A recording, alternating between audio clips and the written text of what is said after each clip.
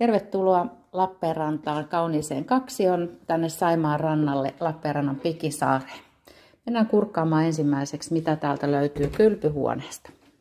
Eli täällä on tilava kylpyhuone, allas, istuin ja täällä on myöskin valmiina pesukone, jos sinulla ei sitä vielä ole hankittu. Tilava suihkunurkkaus ja sen lisäksi täältä löytyy myöskin aivan uutukaisen veroinen sauna. Kun kodissa siirrytään eteenpäin, niin täältä kylpyhuoneesta eteisestä päästään keittiöön.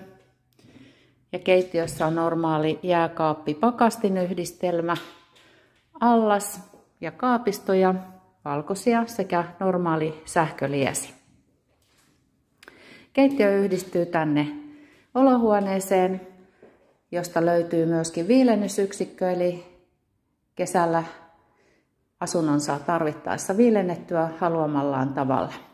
Ja täältä päästään suoraan sitten kauniille parvekkeelle, josta on esteetön näköala tänne Saimaalle Pallonlahden puolelle.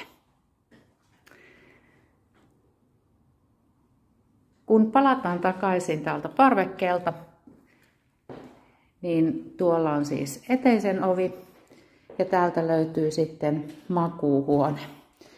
Makuuhuoneesta on myöskin esteetön näkymä tuonne Saimaalle ja makuuhuoneeseen mahtuu parisänky, hyvin yöpöytää ja muuta tarvittavaa ja täällä on lisäksi yksi kokonainen seinä kaapistoa. Sen lisäksi täältä löytyy vaatteiden säilytykseen tästä eteisen nurkalta vaatehuone.